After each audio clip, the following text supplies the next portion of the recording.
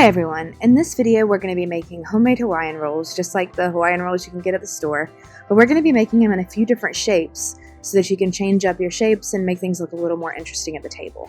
So we're going to make our dough and then we're going to go into the rest of us. So these are all 4 different shapes made from the same dough, and it just makes things a little bit more interesting. So these are Hawaiian rolls, and so they're going to be very, very sweet and soft. And the secret to making Hawaiian rolls is actually adding pineapple juice to the dough. And that also is going to make it a little bit softer as well because of the acid. So you're going to start out by making a sponge. And a sponge is a way that you start out a lot of yeast spreads just to give it a jump start. So it's a little bit of flour with a liquid and the yeast. And that is going to allow the yeast to get going a little bit more and start things with the yeast being able to go ahead and start the fermentation process before you add a lot of flour to take away that liquid from it. So we're using warm milk as a liquid, and you're just going to whisk that together with the flour and maybe a little bit of the sugar and just let it sit for 15 minutes. After about 15 minutes, it should be bubbly. If you are not seeing bubbles at this point, your yeast might be dead, and so you might want to either use cooler milk or you might need fresh yeast. So after that, you're going to put on the whip attachment, which is a little bit different than most yeast spreads, but it's a little bit of a multi-stage process. So you're going to add all of your eggs and some pineapple juice. We will have a recipe in the description for you so that you'll be able to follow this recipe. You're also going to be adding in some softened butter, and you want it to be very, very soft, and some brown sugar at this stage. And this may not get completely mixed up in the next stage, but that's okay. But you're adding that in, and then turn your mixer on. And the goal before you change out attachments is going to be to make sure that those eggs are completely broken down and that you're not seeing yolks and whites kind of separated out. So this is just to get things going right in the beginning. And then very soon after that, you are switching out to the paddle attachment. And as I mentioned, this is definitely a different mixing procedure. We're using all the different attachments today. And you're going to switch to the paddle and whip until the butter is going to break up. And that's going to help it get a little bit smaller. And it helps also to have one of these scraper beaters if you have one. Then you're going to add your remaining flour and then put your salt right on top of that and beat it for 5 minutes. And we are adding the salt on top so it doesn't kill the yeast. And you're just going to beat it up for 5 minutes just to get things going. And this is going to be pretty sticky, so don't sweat that too much. Once you have beaten that for 5 minutes, you're going to switch to the dough hook, and at this stage you're going to adjust your flour amount. If you've seen some of my other videos, you know that the process for yeast spreads is that your dough is generally going to clean the sides of the bowl, but this one might be a little bit stickier, and that's okay because this is a much softer product. But as you can see, the mixer sides are pretty well cleaned. Then you are going to form your dough into a uniform ball, so kind of get it into a round, and then oil your bowl and your dough and make sure that the dough has some oil on top of it. And then you're just going to let it rise until it's doubled in size. And you can either use oil or cooking spray. And this is just a little time lapse of it rising. So now we are going to do the stage that is called makeup. And this is where you are going to be making the dough into the different shapes. So we're going to start out with just a traditional round roll. And having a dough knife or a bench scraper is a really great thing in this stage. But you also are going to want to have a parchment lined sheet pan as well. And then you are going to do what's called punching down and punch all of those air bubbles out of there.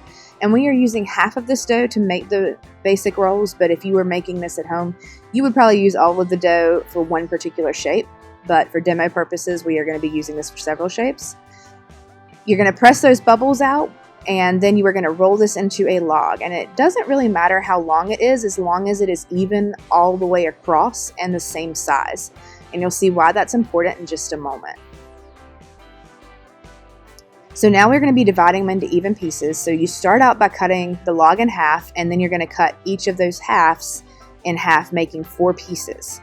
After you get your 4 pieces, you're going to cut each of the fourths into 3 pieces to give yourself 12 total rolls. And then whatever recipe that you're following, if you are looking for 24 rolls, you would do the same thing. It's just it would be dividing it into 6 pieces. but you want these rolls to be as evenly sized as possible. So you're going to form each piece into a roll by cupping your hand over the roll and moving it in a circular shape. So you can see that on the bottom of the screen towards the middle. You want to keep the side of your hand in contact with the board at all times. And this is going to allow the top of that roll to tighten up and make a really smooth skin on top, so you have a really pretty final product.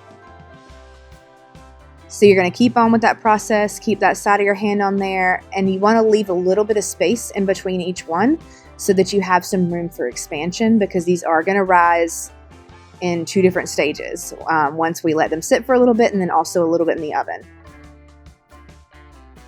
So the next type of roll we're going to do is called a Parker House roll.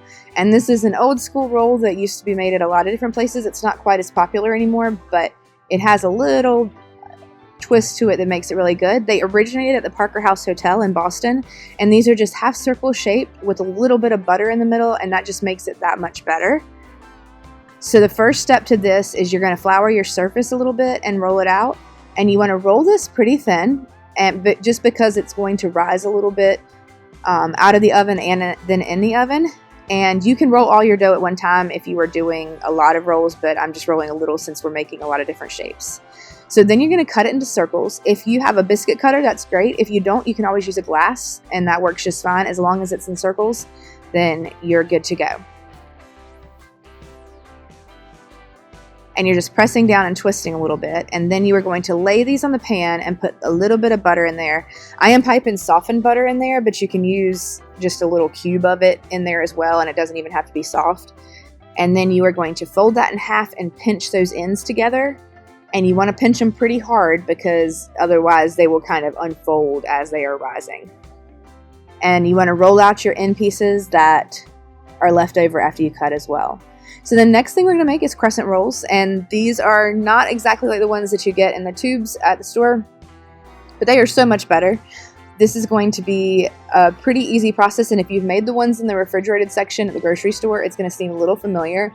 So you're going to roll your dough into a rectangle, and you can kind of stretch those corners out a little bit to make your rectangle. And then once you get it into a pretty even shape, you're just going to grab a knife or a pizza cutter, and you're going to cut that into triangles. And you might have some little end pieces that won't quite work to make a whole roll, but you can use those and roll another one when you are finished with making your other shapes. And these don't have to be exact because it'll kind of all come out in the end. You're going to brush each of these with butter, and then you roll that triangle up, and you're going to kind of curve the ends around to make that curvy crescent roll shape. So as you can see, we just roll it up and then just curve those ends around to make it like a cute little crescent roll. So the final one is called a clover leaf, and for this one you will need a muffin pan, but these end up being super adorable. So you're going to roll your dough into a narrow log, kind of like you did in the first step, but it's going to be a much smaller log than the previous one. And I would recommend working with a smaller amount at one time and just get it evenly sized. You are going to grab a muffin tin and spray each of the cups pretty well in that muffin pan. You are not using cupcake cups for these, so you do want to make sure you are spraying really well because these will stick very badly if you don't. And you may want to get a little bit on the top as well so that when these rise, they don't stick to the top. Then you are going to cut all of that log into little even pieces, and just like you did with the larger rolls, you're going to roll those into smaller little circles. And then you are going to put 3 of those pieces into each muffin tin cup. And then you end up with some clover leaves. So then you're going to take your rolls and cover them lightly with plastic wrap, or you can use a tea towel. That works just fine as well. But you could also let these rise in the fridge overnight if you were wanting to have them baked fresh for a dinner or something. But just cover them lightly just so they don't get dusty or anything. And then you are just going to let them rise until they are about 1/3 bigger. And you can kind of see those rising up. So now we are going to bake these at 350 for 15 to 20 minutes. And you can see that oven rise happening as well. And that is called oven spring.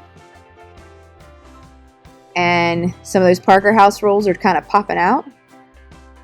So then, what are rolls without honey butter? So we're going to make some honey butter. So you're going to put softened butter into the bowl of your mixer. If you are using salted butter, you don't need to add any salt. But if you are using unsalted butter, you need to add a couple of pinches of salt as well. So if the butter is not soft, you're going to microwave it for 8 to 10 seconds on one side, flip it over and microwave it for 8 to 10 seconds more. As you bake, you might learn exactly how many seconds your microwave might take, and so that's something that's kind of important to learn if you're like me and forget to take butter out to let it soften up. So then you're going to turn your mixer on and whip it until it's smooth. And you will know it's smooth when it starts sticking to the sides and gets a little bit of air whipped into it and it looks all kind of the same texture. Then you are going to add about 1 to 2 tablespoons of honey per stick of butter. And this is going to be kind of to taste, so you may end up having to taste this over time. If you do not have honey, you can use powdered sugar as well. So then you're going to whip this on a high speed for 1 to 2 more minutes. And what we are doing here is getting some air into it. And by getting air into the mixer, we are able to spread this better. Sometimes it even will spread after it is in the refrigerator. So we're just going to get a little bit of air in there. And then you're going to add about 1/4 teaspoon of cinnamon for each stick of butter if you want honey cinnamon butter. And then crank that mixer up and get the cinnamon mixed in. After that, you will probably want to scrape down a little bit just to make sure that everything is completely incorporated. Mix it a little bit more and put it into a dish ready to serve with your rolls that are going to be absolutely amazing hot.